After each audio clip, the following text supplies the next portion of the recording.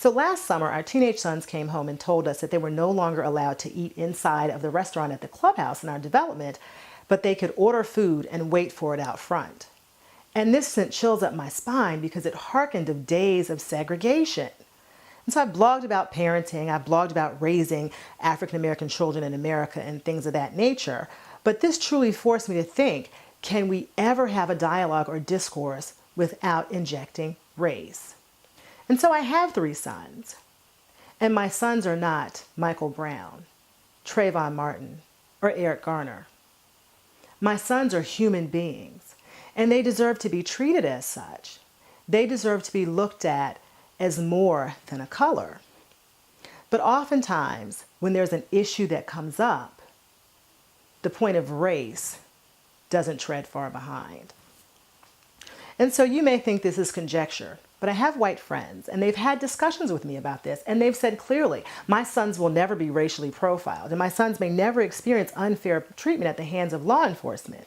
And as a person of color and as an educator, I'm not going to posit that we look at social issues and take race out of the equation, or even things like gender and classism and other social ills. But what I am going to talk about today is moving past the colorization of issues towards something that I call collective human attention.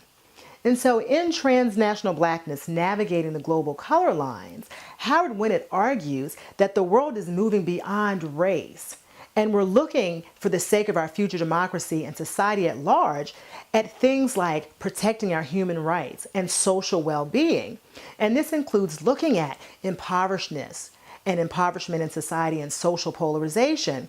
Those are things that impact humans, regardless of race. And in a historical context, we have dealt with trying to eliminate racism, and it started since the 1940s. That was the first phase. And the second phase came centuries or decades after, with the fierce struggle of the civil rights era up until the 70s. And a lot of the thinking is that the social movement and democratic policies around the world helped to eliminate some racial inequities in the system, but racism is hardly gone. It still exists. And for the United States, race is not only retained, and it retains its significance as a phenomenon for structuring society.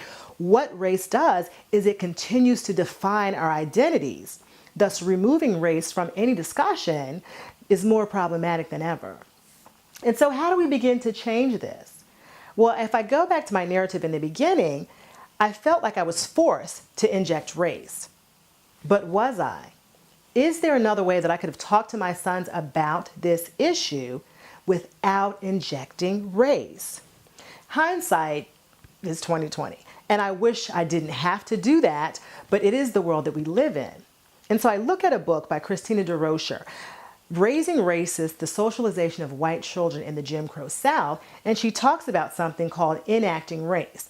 And this is probably something we all do. It's a concept at that time that says children were encouraged to be active participants in their socialization. So that meant embracing white supremacy. It was taught in the schools, it was taught at home, and it was even seen in the consumer culture of the time.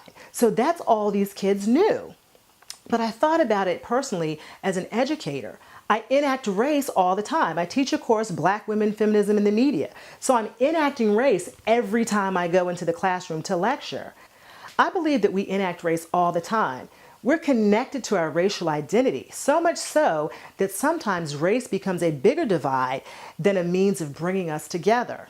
And I read a really interesting article on white parents who adopt Black children. And the article talked about how they're able to raise culturally responsive children.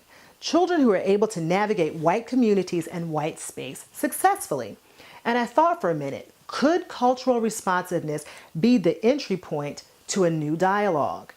Reprogramming centuries of race-based thinking and socialization is a daunting task, but we have to get to the point where we're taking collective ownership of issues that impact us all in society in a way that doesn't necessarily deflect race, but in a way that focuses on the social impact and the situation at large, which I think becomes a social imperative.